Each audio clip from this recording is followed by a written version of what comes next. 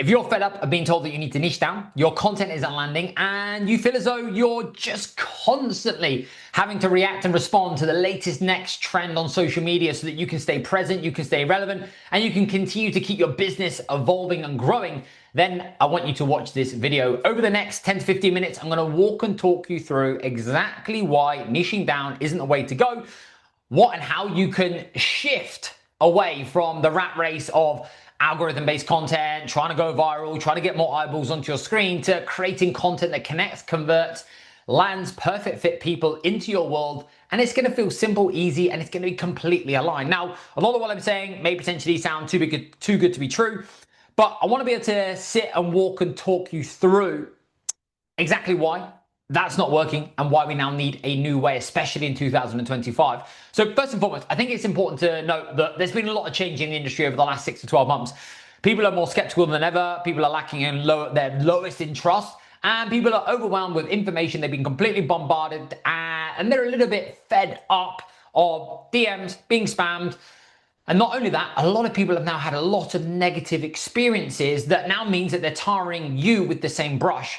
And what we're seeing as soon as you scroll onto social media is like, here's the next trend. If you don't have this AI tool, if you're not doing this content strategy, if you haven't got this funnel, you're not running this ad, or you're not doing this thing, then you're missing out, and you need this XYZ system that's going to help you land 50 new clients every single month without you having to lift a finger. And then you're going, well, what is it I'm doing wrong? What is it that I'm not currently doing? What am I missing? What am I not currently seeing? You know that you're a great coach and you're frustrated because you're turning up consistently, you're putting out content, and you just don't really feel as though that anybody is now paying any attention. And what I want us to be able to really unpack is, well, number one, a niche is too vague. It's not strong enough. Niche is breaking it down into, well, occupation, how old somebody is, what gender they are, etc. That's a place to start, but there's so many more levels and layers that we now need to be able to go into.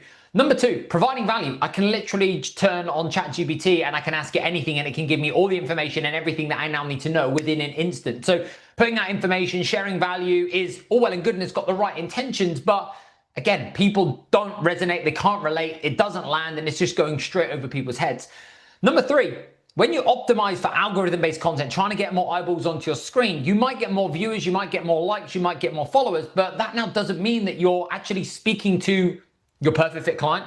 You're actually not now becoming the go-to, and you're not positioning yourself necessarily as the expert. You might be. There's certainly some instances, some people that are absolutely doing that, and building awareness is incredibly important, by the way.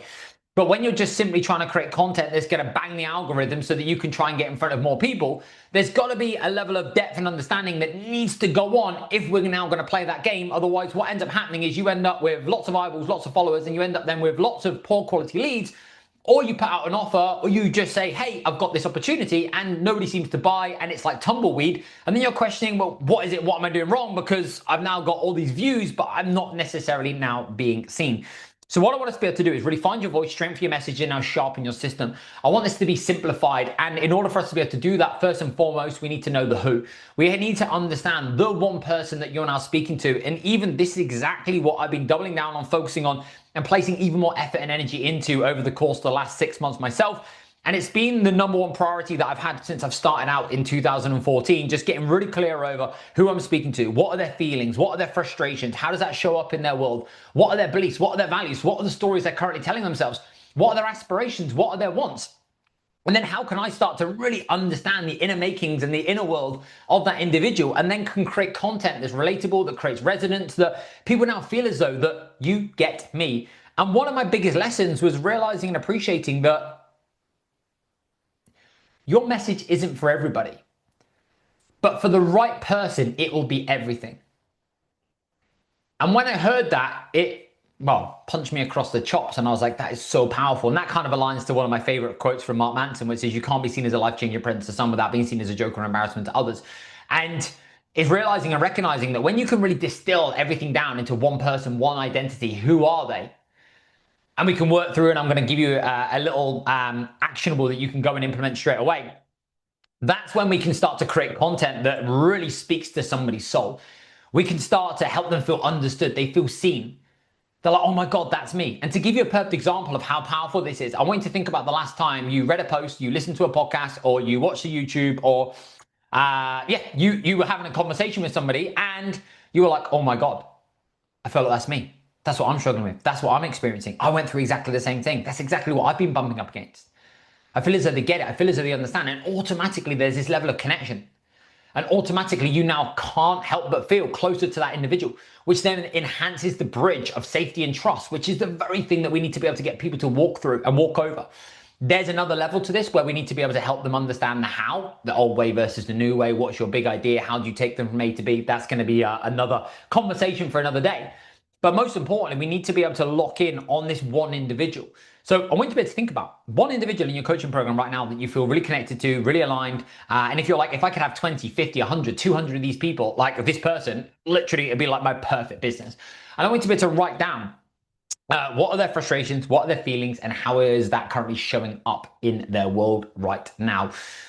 Before I go into that and I give you an example, one of the biggest fears, which I should have mentioned earlier, that a lot of people have surrounding doing this is like, well, if I now go really narrow and deep, I'm now going to alienate so many of my other people that I now love to work with.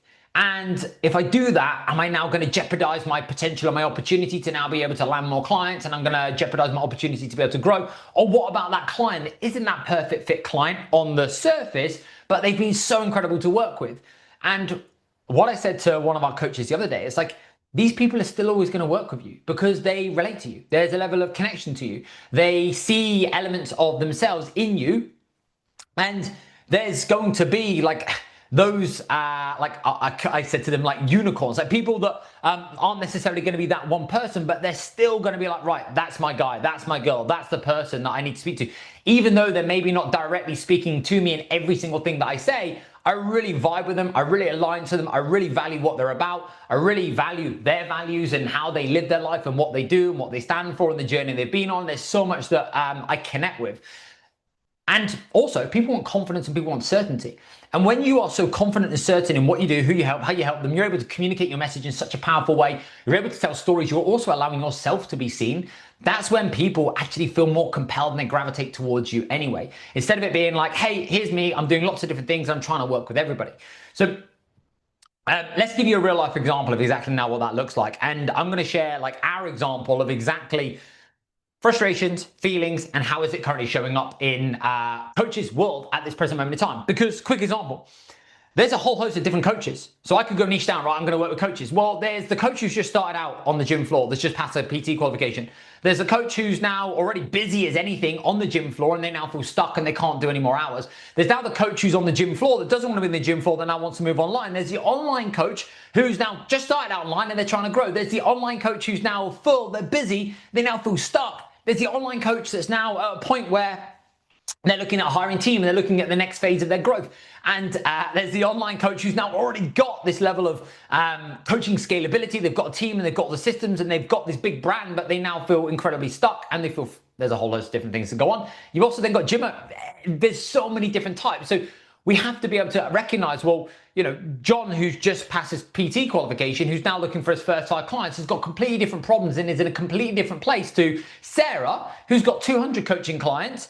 She's got a team of 5 and she's now built this incredible brand. So if I was to speak to just coaches, then I end up speaking to everybody and I end up then speaking to nobody, which then means it doesn't land. So I have to go really granular and really aligned, and I have to recognize that people are going to then still align at different stages and different phases, but I need to think about who is that one individual. So if I think about exactly the frustrations that are currently cropping up for the coaches that we now work alongside. Number one, the money that they now make used to be life-changing, but now it's almost become this thing that's comfortable, and it can be quite easy for it to almost become this level of like complacency, which can become a trap that's dressed up as success. They know that they're doing pretty well, and their previous younger self will be looking at where they are right now going, wow, what you're doing is absolutely amazing. They know that they want to grow, but they just don't know how. They know that they're capable of so much more, but they haven't got the right business strategy, structure, and support that's in alignment with how they want to do things. They don't want to copy everybody else. They don't want to replicate what everybody else is now doing. They know that they're different. They know that they have so much more to give, and they just don't want to be put into a room, put into a container where they're just given the same plug and play, copy and paste strategy that everybody else is being told and sold, because they now want their business standards to match the coaching standards that they now set. They know that they're a great coach, and they're seeing other coaches who arguably aren't as good a coach as them doing better in business, which then internally frustrates them because they know that they are somebody who can get better results, provide a better coaching experience, and all of those good things. They're comfortably uncomfortable. They know what's possible, but they just don't know how to move. They're already busy. They don't want to drop their coaching standards, how they communicate, and what it is they do because they massively value that at the expense of scaling and growing, but they don't know how they can continue to do that without then compromising more of their life and more of the free time and the energy that they now have. So they end up in this kind of like halfway and end up in this kind of like middle ground. There's a whole host in there as well that I can unpack, but that gives you a little bit of an understanding. So I want you to write down what are all the frustrations that your market are currently aware of. It's really, really important that we also go aware. I don't want you to think about what are the things that they're not aware of, because the things that they're not aware of, whilst we need to talk about that, what I want us to be able to do is go really, really clear in terms of like the awareness that they have. So often I'll ask people like, all right, so what are the biggest frustrations? They'll be like, well, they've got so many limiting beliefs. It's like, well, is that something that they're now, they've got poor energy. It's like, well, is that something that they're aware of? It's like, no, their biggest frustration is they just feel as though that regardless of what they do, they're just tired all the time, as an example. So we need to be able to get really clear around what is it that they're currently telling themselves and what is it that they're currently aware of. So write down all of their frustrations, as many as possible. Think about that one person that you're like, that's my perfect fit. Don't think about where they are right now if they're working with you. Think about where they were when they first started with you. The second thing that I want you then to be able to do is write down, how does that make them feel? So as an example, right now, with that particular individual that we've just now communicated around the biggest frustrations they've got, and there's so many more in there as well. Right now they feel overwhelmed. They're being pulled from pillar to post. There's all these different mentors telling them that here's all these different things that they can now go and do. And they're starting to wonder, what am I missing? What am I doing wrong? What am I not doing? They feel slightly disconnected. They feel like they're a little bit of an outlier, and they've almost become a little bit of a lone wolf, because it's like, they don't really feel as though they've got a space in their place where they don't really feel understood. And that's then making them feel a little bit isolated. They feel frustrated because their expectations of now where they want to be and where they've got the capacity to be don't match the reality. And then they start to feel a little bit guilty because they know they're capable of so much more, but they just get frustrated because they're procrastinating, they're putting things off, and they know that they're operating and basically going back into behaviors that they know aren't necessarily serving them. They are excited about the prospect of what's now possible and what they can step into and what they can do. But also that is met with a level of frustration and just feeling a little bit fed up and disheartened because they've tried a few things, they've invested in themselves, they're getting great results, they're coaching at such a high level, but not just being seen at the level that they now want to. Again, perfect example of some of the feelings that people are now experiencing. I want you to now be to write down, how is this person currently feeling? And then the third thing is, how does this show up in their world? And this is the really, really important bit, because what we want to be able to do whenever somebody reads or watches or listens to your content, we want them to be able to make themselves the hero in the movie. You are not the hero in the movie. It's like, how can we make them the hero in the movie? How can we help them go from struggle to success? And how can we help them see themselves in what it is that we're now communicating? And really important to kind of just note, this isn't just about like everything being negative and doom and gloom and like being in a bad place and you talking about things that maybe make you feel a little bit uncomfortable. All we're trying to do is create a level of resonance, a level of relatability, and a level of connection, and most importantly, creating content and a level of messaging that's so strong to the point where somebody thinks, you get me. That's it.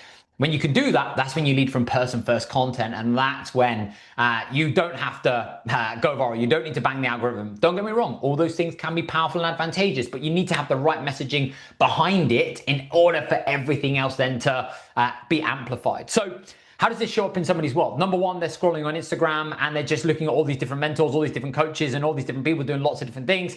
And that just basically leads to them just kind of, again, going back into those feelings. They're having conversations with other coaches around what it is that they're currently doing and how many clients that they're currently working with and what's the system that they're currently running. And again, that's now kind of making them feel like I should be doing more, or why is that person doing that? Or is that maybe something that I could do, but that doesn't really align, and I don't want to miss it. I don't want to kind of like take a step away from what I stand for and what I believe in order for me to be able to compromise, for me to now be able to grow. They are reviewing their week because that's the type of standards that they set for themselves, and they're going, well, I'm pasting content, I'm being consistent, I'm turning up and I'm showing up, but why am I not getting the return on investment, and why am I not getting the results that I feel as though that I should be getting, because I feel as though that I should be further ahead? So when they're reviewing the week, they can't just seem to quite put their finger on what it is that they're now currently missing. Another one, they're stuck in delivery. It's easy for them to go back into delivery, to go back into coaching, to go back into program, to go back into client comms, to go back into coaching calls, because that's simple, that's easy, it's something that they love, and it's something that makes them feel comfortable and something that makes them feel safe. So they've had a great level of a good level of success up until now because they're a great coach. They've been able to get great results, and they've built their business on like reputation referrals, and they've now been able to retain clients. But they're now at a point where it's like, well, actually, do you know what? The coaching stuff was really comfortable and really easy for me, and so the behaviors are like, I know I need to do. I've got this free time this afternoon, and they just end up going back into their DM, they end up going back into their WhatsApp, or they go back into updating programs, or they just stretch their programming and their client communications and their check-ins out for way longer than it needs to be. So again, there's a couple of examples that you can really take from like, how does that show up in their world? So I can now create a whole host of content around stories. I can create a whole host of content around being able to put people into those positions and into those places to the point where like they get it, they understand, that's it. And there's going to be a lot of people that won't resonate. There's going to be a lot of people that won't necessarily relate. And that's exactly the point. But when you can get really clear and really locked in on that, that's when everything else becomes easy. And then you can start to connect the dots backwards and think about, right, okay, what are the stories? What can I share? And like I said, it doesn't need to be negative. A perfect example of this is like, I went on holiday with my parents last week, and we went to a restaurant 3 times. And the first time we went to the restaurant, there was a card on the restaurant table that said, "Hey Joe, just wanted to say a massive thank you for dining with us. We hope you have some incredible moments." The restaurant was called Moments. And I basically just shared that very recently, and then just told a story about how I went on holiday with my parents, and how, most importantly, if you want to be able to build an incredible culture, an incredible community, one of the most powerful things that you can now do, aside from being a great coach and getting great results, was being able to go above and beyond, share the little details, create that person-first experience where people feel connected, they feel like they belong. And again, was able to communicate that story and that experience into why we do what we do, how we do what we do, and ultimately like the standards that we now set, and how we can then can continue to grow with more freedom and not friction by applying things that are going to be shareable, that are going to make people want to tell other people about you, etc., etc., etc. So there's lots of different ways that you can now package this up. And again, that's a conversation for another day. So get really clear over that, lock that in, and let's now really work through how you can understand somebody's problems, challenges, their wants, their feelings, their frustrations, their aspirations, better than they can understand it themselves. And then how can we start to create content where it's like, you get me, you understand me, that's right. And when you do that, you're not going to get thousands of likes. You're not going to potentially get loads of views, but what you're going to do is you're going to end up with people in your inbox going, "Hey, I feel like you're speaking to me. This landed. Oh my God, that's exactly where I'm at." And that's when it feels easier. And not only that, your sales process becomes simpler because, well, they're already now far more connected. You don't have to convince. You're not trying to persuade. And that's the level of magnetic marketing, person-first content that you now want to be able to create.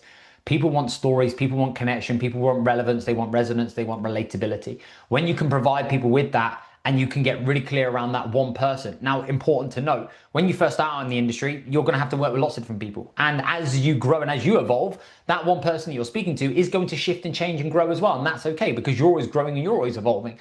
But it's really, really important that we can get locked in on that, and we can go really granular into that. And then you can really start to strengthen that message, find the voice, really start to find out what's clicking, what's working. We can start to create contrast. Again, episode for another day. And that's going to be the real momentum that we can start to create, and everything will fall downstream off the back of that. Because if you don't have clarity on the who and you don't have clarity on the how, then everything else becomes clumpy, lumpy, heavy, harder, and you're then having to push even more into it, which again doesn't end well. So I hope you've been able to take some value from this. Go and put pen to paper, go and lock in on those 3 key areas. And yeah, let's now go and find your people. Let's now shift from niche to finding my person. And I promise you, that is going to be the difference that makes the difference, that will absolutely transform and change the game for you.